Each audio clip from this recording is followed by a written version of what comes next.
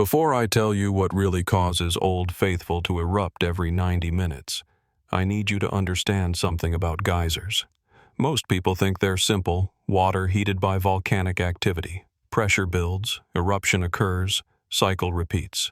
Predictable, scientific, safe. They're wrong.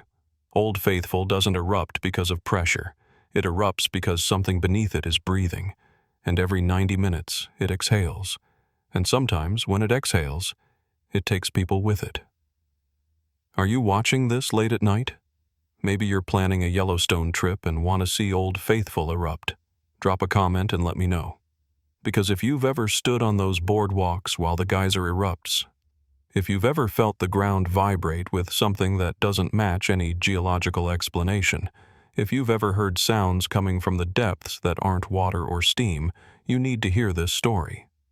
What I'm about to tell you might change how you see the world's most famous geyser.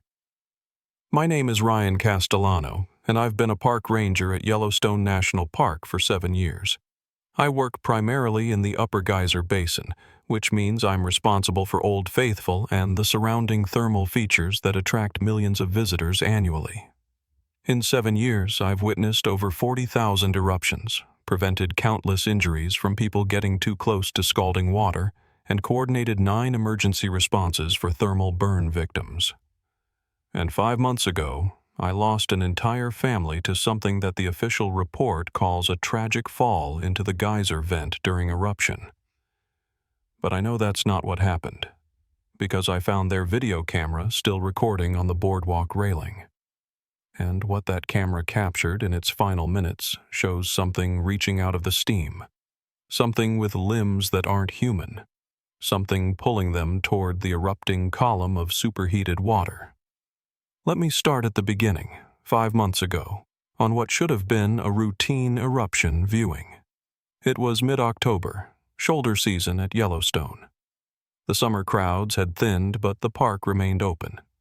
Old Faithful was maintaining its usual pattern, erupting approximately every 90 minutes, give or take 10 minutes depending on the duration of the previous eruption.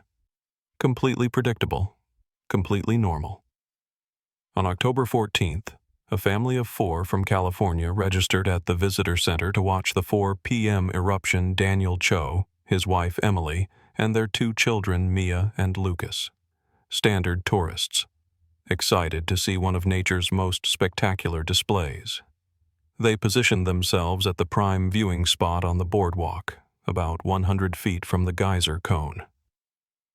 I was on duty that afternoon, monitoring crowd safety as eruption time approached. At 3:58 p.m., right on schedule, Old Faithful began its pre-eruption phase.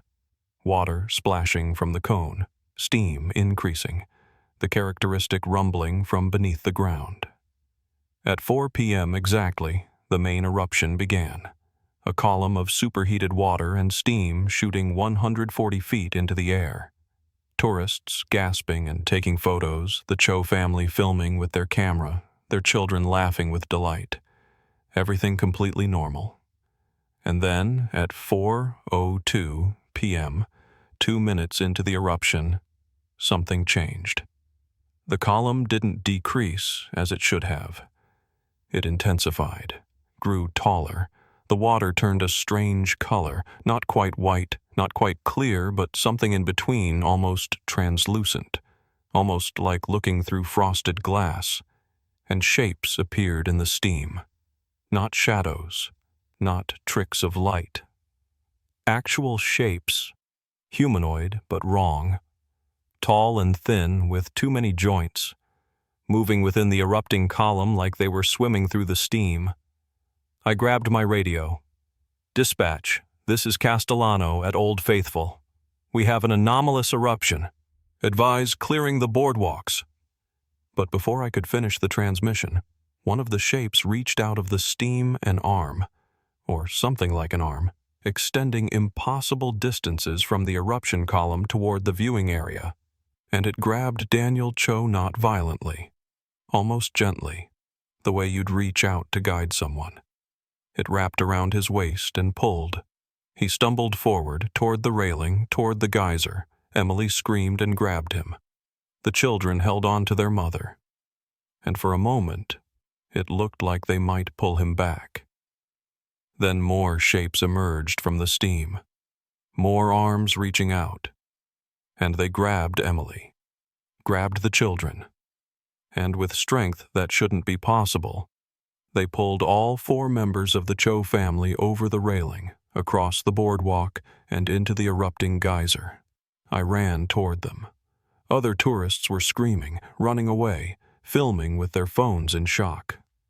I reached the spot where the family had been standing in less than 10 seconds, but they were gone.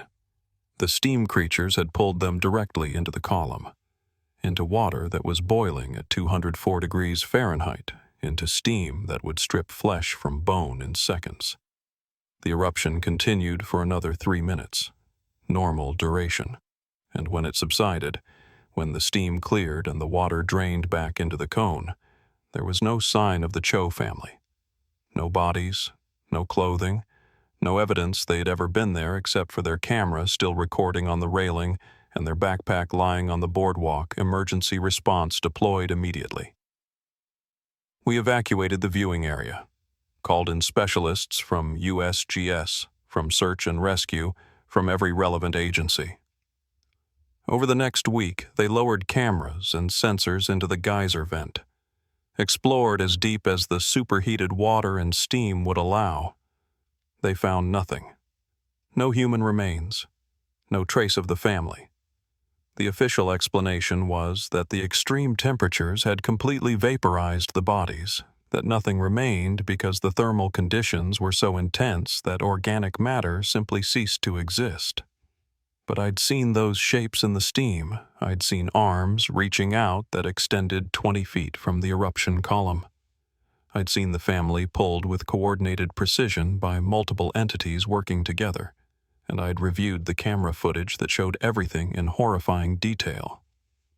The Park Service classified the footage as unclear and distorted by steam, said the shapes were pareidolia, the human brain creating patterns where none existed. That the family had accidentally fallen into the geyser due to crowding and poor judgment, that no supernatural explanation was necessary or supported by evidence. But I knew better, and I wasn't the only one. Over the next few weeks, I started asking questions quietly, carefully, looking through historical records for similar incidents, and I found them. Since Old Faithful was first documented by white explorers in 1870, there had been 31 unexplained disappearances associated with the geyser. Not people who fell into thermal pools or wandered off trails. People who vanished during eruptions, one moment visible to witnesses, the next moment gone. Usually during the peak of the eruption when the steam was thickest. And there were patterns. The disappearances occurred in clusters. Sometimes years would pass with nothing. Then suddenly 3 or 4 incidents within a single season. Like whatever was taking people became more active during certain periods. More hungry, more bold. I found older accounts too. The indigenous peoples who'd lived in the Yellowstone region for thousands of years had stories about the geysers. The Shoshone, Crow, and Blackfeet nations all had legends about the thermal features. They called Old Faithful and the surrounding geothermal area sacred but dangerous.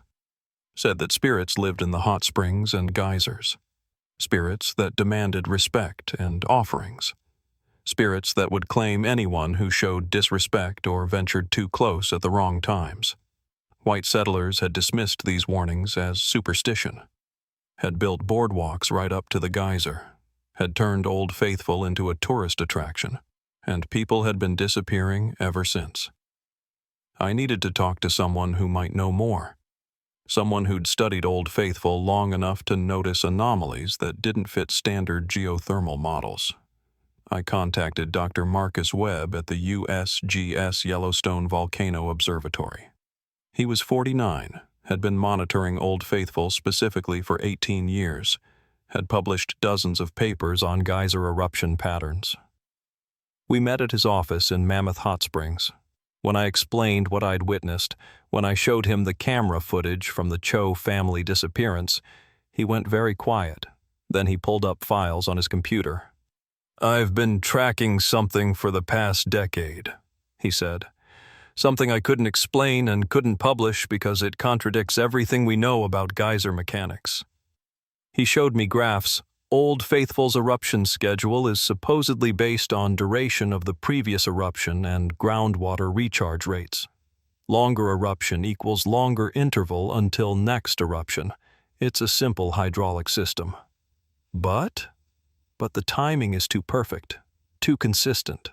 I've recorded over 200,000 eruptions. The average interval is 91 minutes. The standard deviation is incredibly small, too small.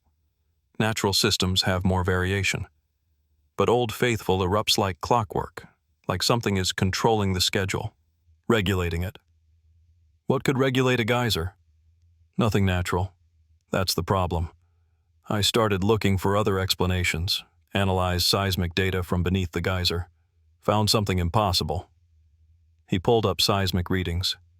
"These are vibrations from the geyser plumbing system. You see this pattern? It's rhythmic, repeating. It looks like..." He hesitated. "It looks like a heartbeat. Like something down there is alive and its cardiovascular system is driving the eruption cycle." A chill ran down my spine.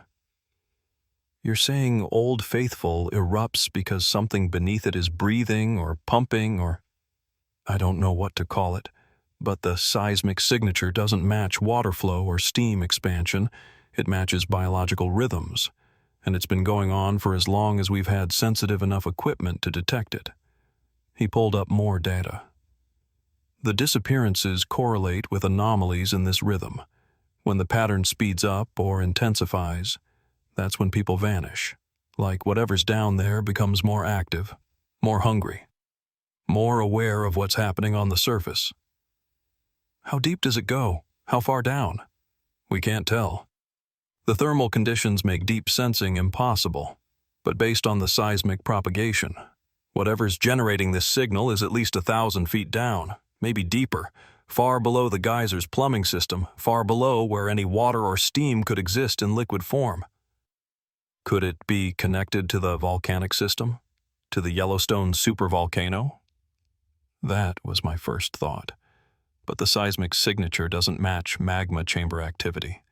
It's something else, something separate from the volcanic system, something that might have been here before the volcano, or something that came here because of the volcano's heat and used it as habitat. He showed me one more piece of data, audio recordings from sensors lowered into the geyser vent. Most of it was white noise, the roar of water and steam. But when he filtered out the high-frequency sounds and isolated the low-frequency ranges, something else emerged. Voices, or something like voices. Not human. Too deep. Too resonant.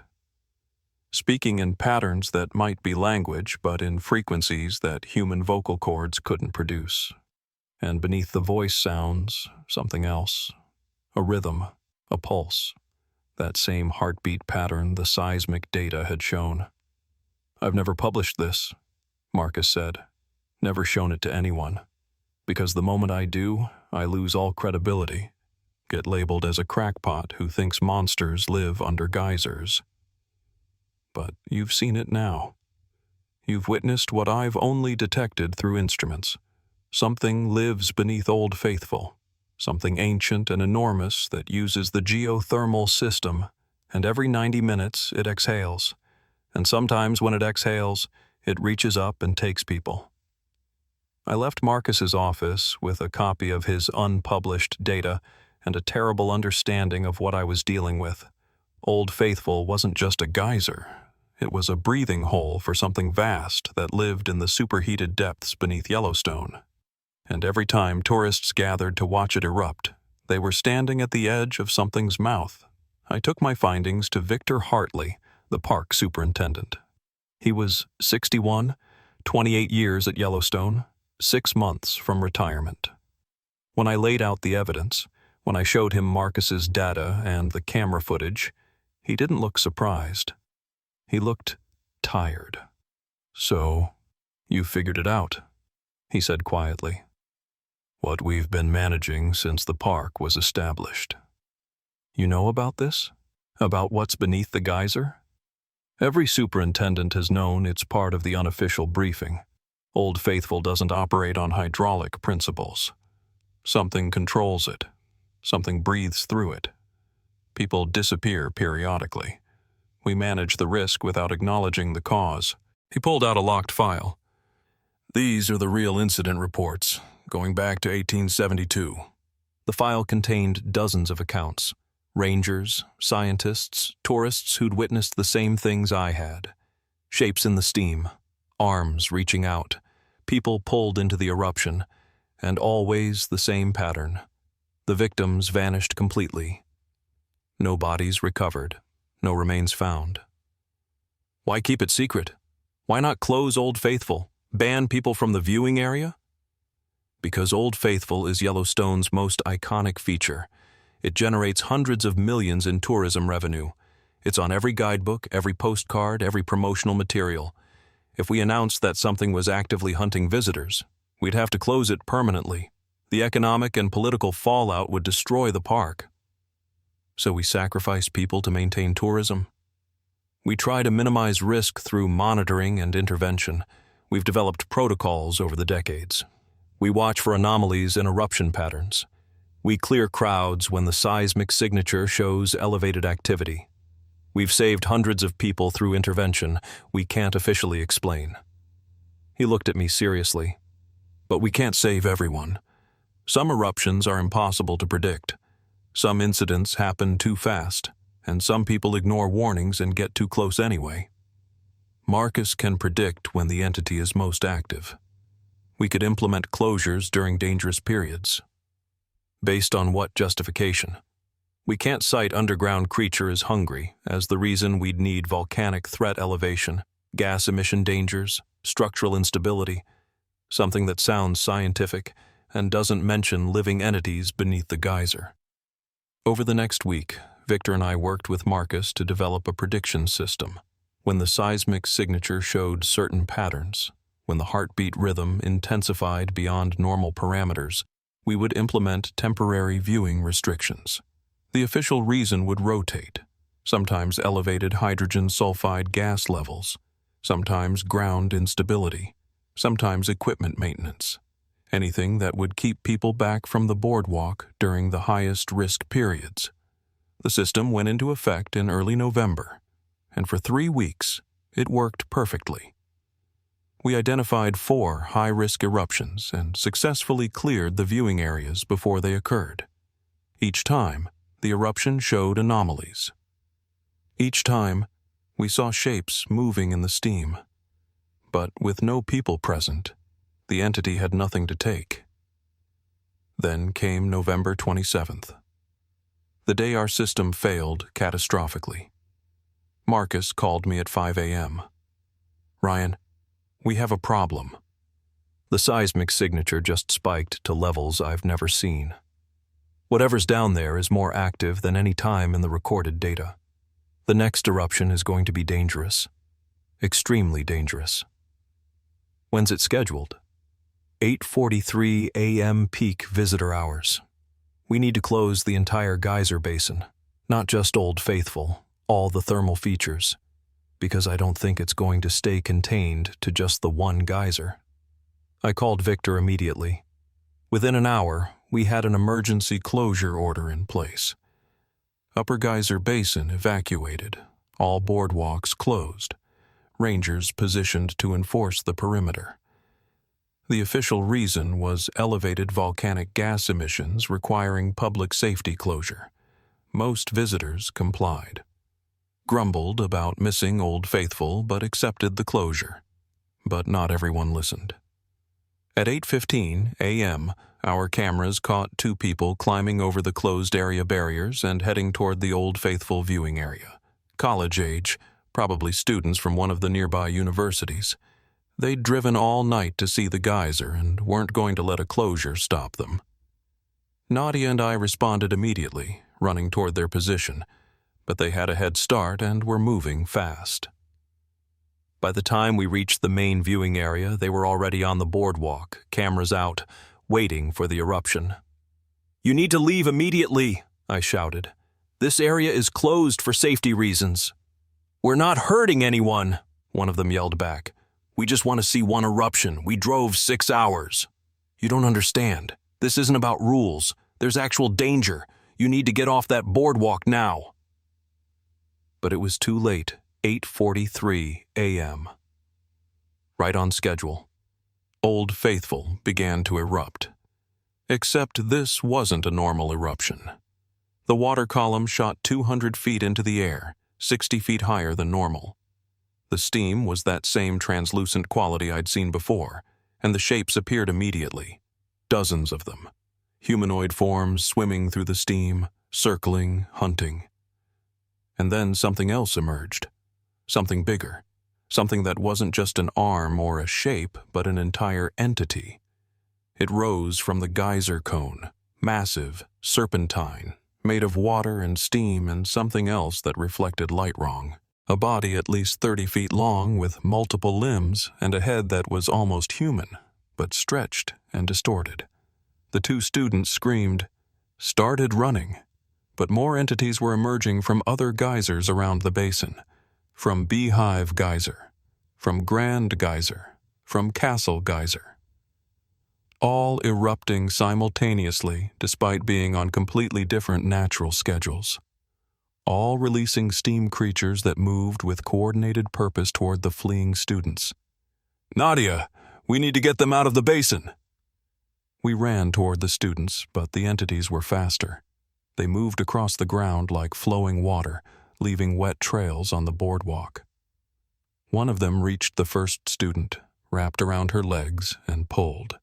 She fell, screaming, grabbing at the boardwalk planks. The entity began dragging her back toward Old Faithful. I reached her before she was pulled off the boardwalk, grabbed her arms, pulled against the entity's grip, and I felt it through her. That same awareness I'd sensed before intelligence, hunger, and something else. Recognition. The entity knew I'd interfered before, knew I was trying to stop it again. The entity released the student and reached for me instead. Its surface was hot but not burning, like bathwater, and it felt solid despite being made of steam and water. It wrapped around my waist and pulled.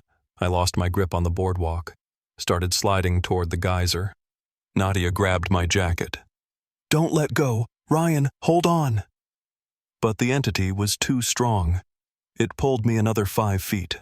I could feel the heat from Old Faithful now, the scalding water at the base of the cone.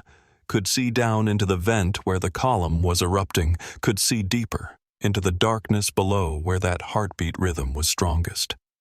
And I saw it. The entity, the real one. Not these steam extensions it was using to hunt, but the actual creature that lived 1,000 feet down in superheated chambers that shouldn't exist. Something enormous. Something with a body that was partially organic and partially geological. Flesh fused with rock. Organs that processed heat instead of food.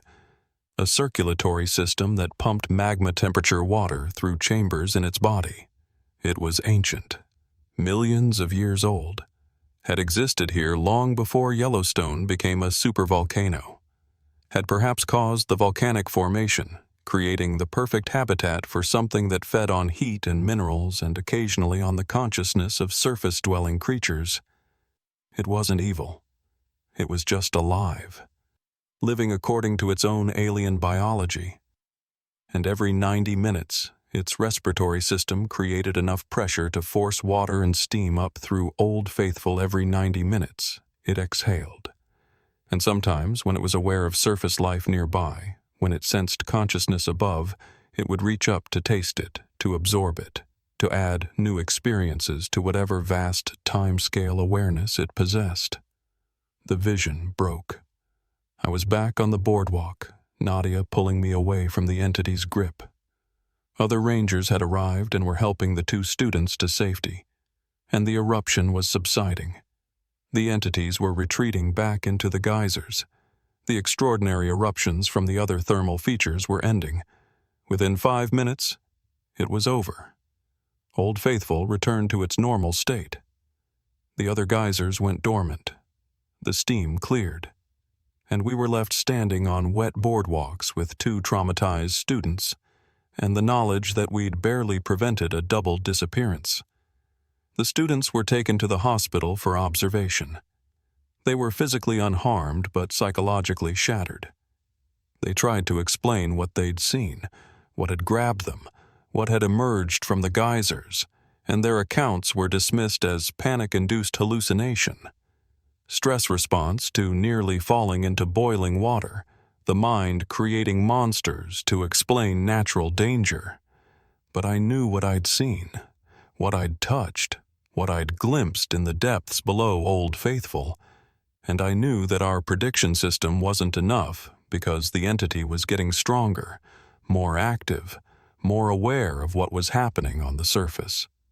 Eventually, it would be powerful enough that no closure or restriction would matter. It would reach up during normal eruptions, would take people despite our best efforts, would break through whatever thin barriers kept it mostly contained to the subsurface. Marcus confirmed my fears when I met with him the next day. The seismic signature is changing, evolving. 5 years ago, the activity spikes were rare. Now they're monthly. Something is causing it to become more active. Maybe it's feeding more successfully. Maybe it's growing. Maybe the supervolcano's heat output is increasing. But the trend is clear. The entity is getting stronger. How long until it can reach people during any eruption? Until no one is safe? Based on current progression, maybe 3 years? Maybe 5. But eventually, yes. Eventually, Old Faithful will become too dangerous for any public access, and we'll have to find a way to close it permanently without admitting why. Over the following months, I became obsessed with understanding the entity beneath Old Faithful. I spent every off-duty hour reviewing Marcus's data, studying historical accounts, talking to anyone who might have knowledge about the geothermal features. I learned that the indigenous peoples hadn't just warned about spirits in the geysers. They'd had specific protocols for interacting with the thermal areas. The Shoshone had ritual offerings they would leave at certain hot springs. The Crow had stories about people who'd been taken by the steamwalkers and had returned changed, speaking in languages that weren't human. The Blackfeet believed that the geysers were breathing holes for underground gods that predated the mountains themselves. White settlers had dismissed all of this as primitive mythology. But what if it wasn't myth? What if these were accurate descriptions of real encounters passed down through generations? What if the entity had been interacting with humans for thousands of years, and only the indigenous peoples had developed ways to coexist with it? I contacted a Shoshone elder named Thomas Redfeather through the park's cultural liaison office.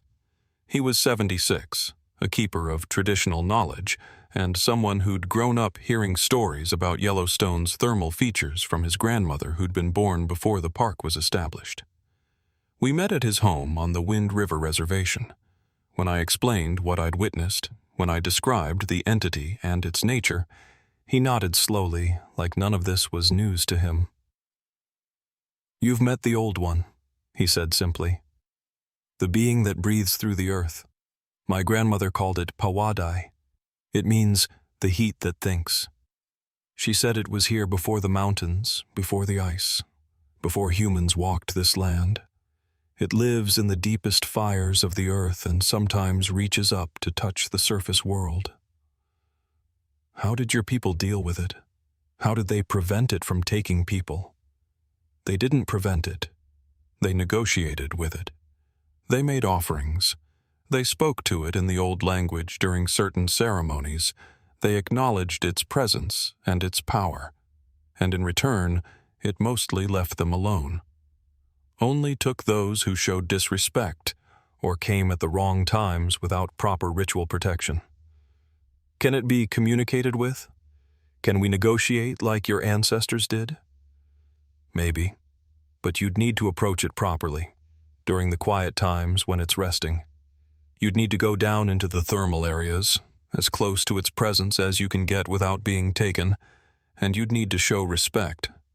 to acknowledge that you understand what it is and that you're asking for permission to share its territory. That sounds incredibly dangerous. It is. My grandmother knew 3 people who attempted the ritual in her lifetime. 2 returned. 1 did not. But the 2 who returned said they'd touched something vast and old that agreed to let the people live on the surface as long as they followed certain rules, as long as they didn't try to control or contain what was meant to be free. What were the rules? Don't build permanent structures over the breathing holes. Don't try to stop the eruptions or redirect them. Don't take more from the thermal waters than you give back. And don't come during the hungry times when the old one is most aware of surface life. Every rule had been broken. We'd built boardwalks directly over geysers, built a visitor center within sight of Old Faithful, treated the thermal features as tourist attractions rather than sacred sites. We'd commodified something ancient and powerful without understanding what we were dealing with. Is there a way to fix it? To restore the proper relationship? You'd have to remove everything you've built. Let the land return to wilderness. Keep people away, except for those who come with proper respect and understanding. And you'd have to make an offering, a significant one, to acknowledge the harm that's been done and to ask for renewed permission to coexist. What kind of offering? He was quiet for a long moment. Traditionally, it would be something precious, something that represents your people's presence.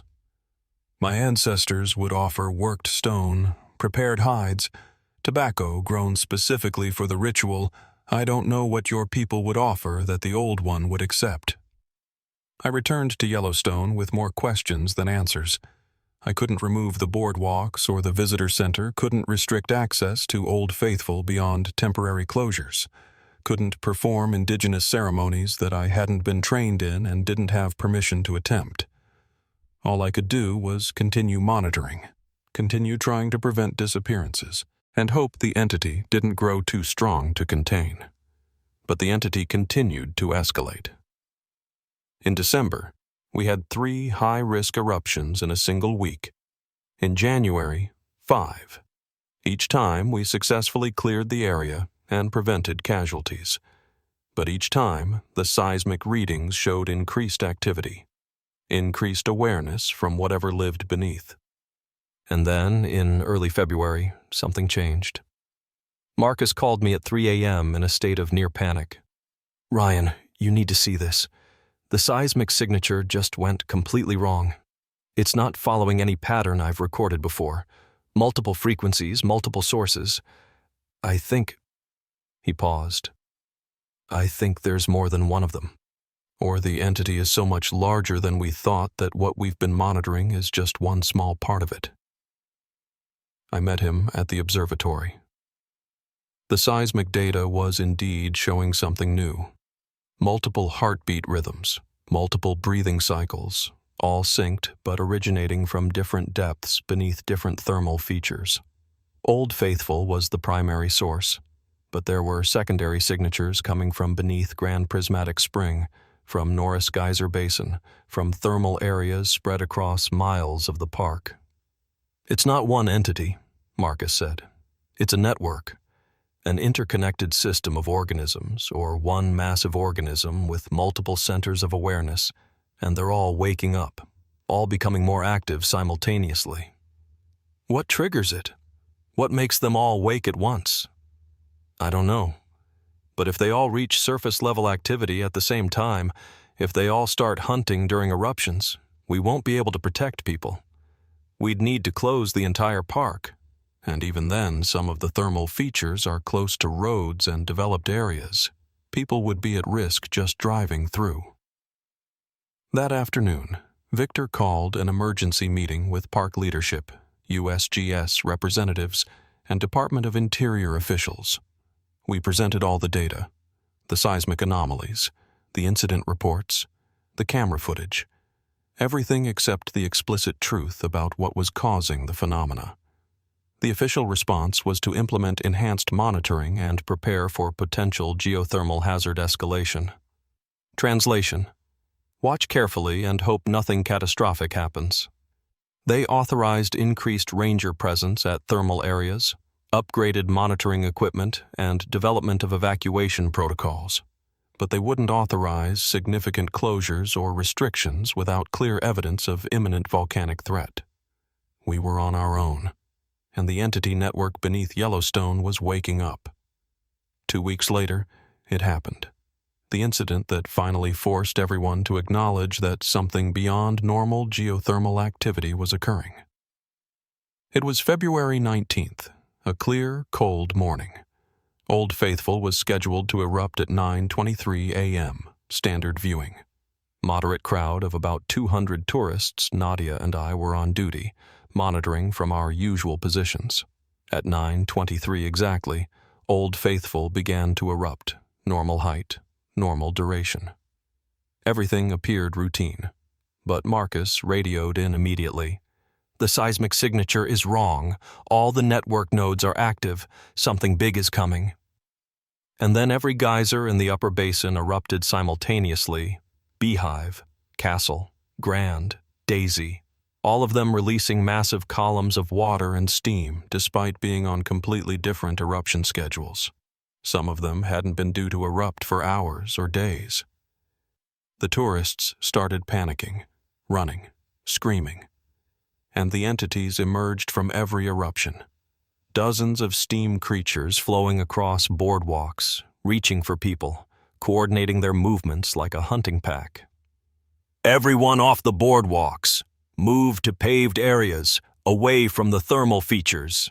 I was shouting into my megaphone, but people were too panicked to follow directions.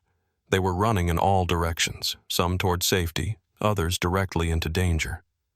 I saw an elderly man trip near Castle Geyser, saw an entity flow toward him, ran and got there just before it reached him, pulled him up and pushed him toward the parking lot. The entity hesitated, seemed to consider whether to pursue or find easier prey, then flowed toward a group of teenagers frozen in fear near Crested Pool. Nadia intercepted them, got them moving. Other rangers were doing the same, physically herding people away from the geysers.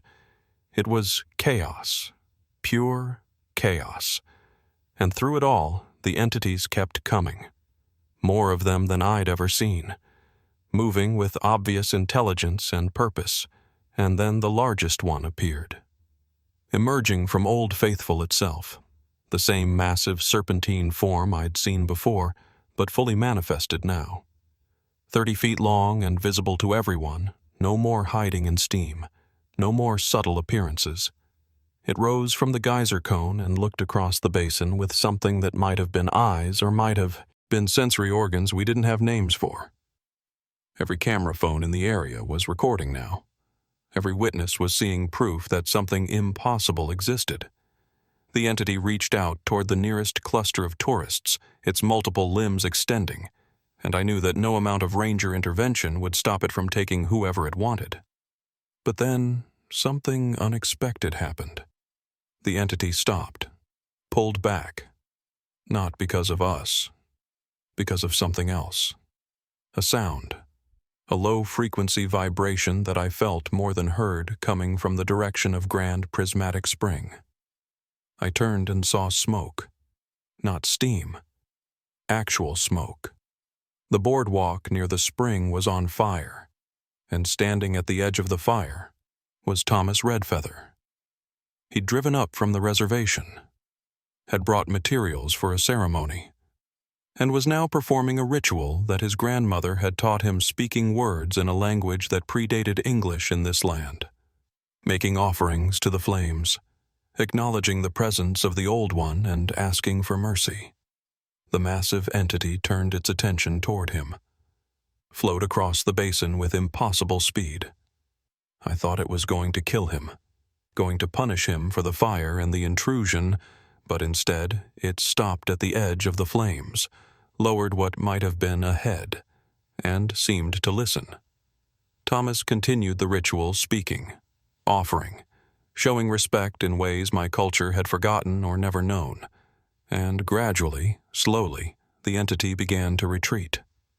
The smaller steam creatures withdrew back into the geysers. The massive central form sank back down into Old Faithful. The simultaneous eruptions ceased. Within 10 minutes, it was over. The basin returned to normal. The tourists were safely evacuated to parking areas. No one had been taken. No one had been seriously injured. And we had hundreds of videos showing that something unexplainable had emerged from the geysers and had been somehow placated by an indigenous ceremony. The aftermath was inevitable. The videos went viral. News crews descended on Yellowstone. Scientists demanded explanations. Conspiracy theorists had a field day, and park administration was forced to acknowledge that something beyond standard geothermal activity had occurred. The official statement called it an unprecedented geothermal anomaly possibly related to seismic activity and requiring further study. They didn't use the words creature or entity or intelligent, but they couldn't deny that something had emerged from the geysers, something that looked alive, something that had responded to human presence. Victor made the decision to implement temporary park closures while enhanced safety assessments were conducted. Translation: figure out what to do about the fact that everyone now knew something lived beneath Yellowstone's thermal features. I spent the next week helping coordinate the closure and working with Thomas to understand what had happened during his ceremony. He explained that he'd performed a traditional acknowledgement ritual, had offered tobacco, sage, and items of personal significance, had spoken the old words asking for permission to share the land, had shown the Old One that at least some humans still understood respect. "It's not permanent," he warned. "The Old One accepted the offering this time, agreed to retreat. But the disrespect continues. The buildings remain. The tourists will return. Eventually it will become angry again. Will reach up again. What I did bought you time, maybe months, maybe a year, but not forever. What would buy us permanent peace? Remove what you've built. Restore the land. Keep people away except those who come with understanding. Make Yellowstone sacred again, instead of a theme park." He looked at me seriously. "But your people won't do that. Won't sacrifice the economic benefits, so the Old One will keep waking, keep taking people, until either you learn respect or it becomes strong enough to claim the entire surface." The park reopened 3 weeks later with new restrictions.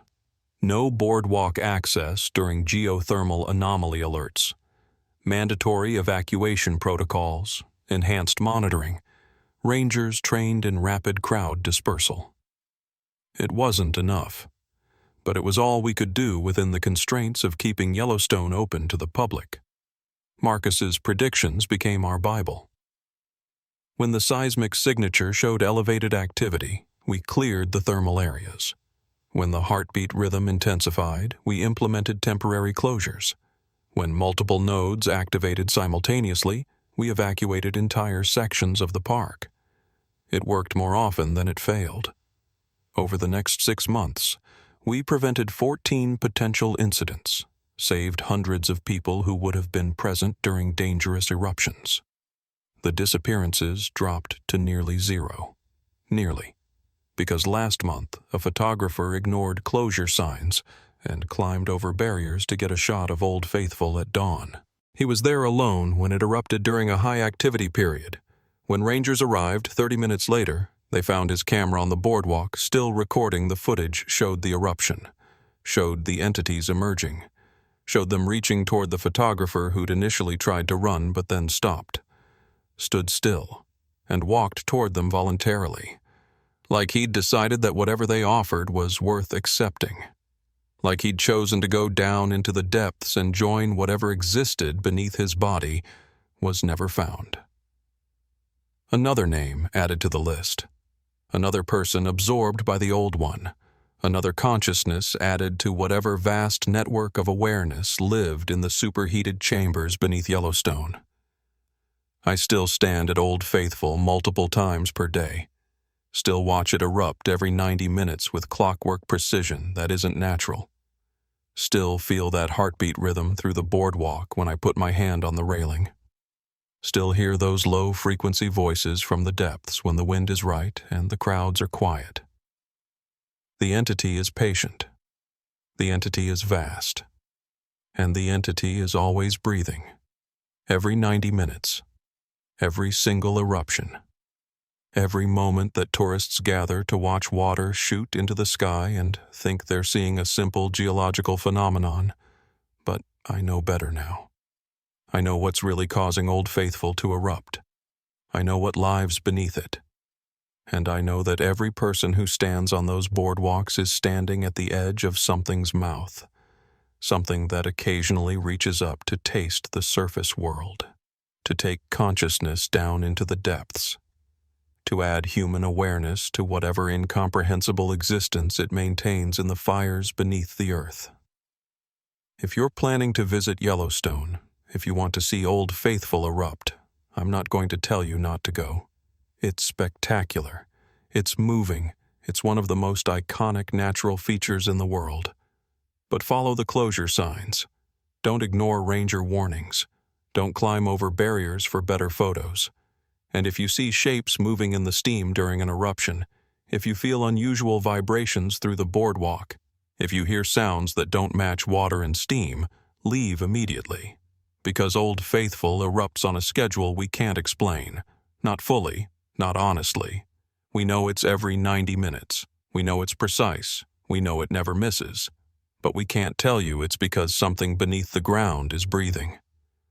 Can't tell you that what you're watching is the exhalation of something millions of years old. Can't tell you that sometimes, when it exhales, it reaches up and claims whatever consciousness is close enough to touch.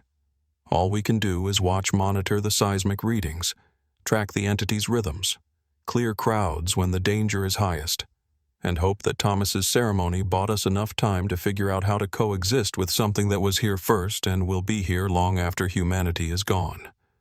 The Old One is patient, the Old One is vast, and every 91 minutes the Old One breathes. We just try to make sure no one is standing too close when it does.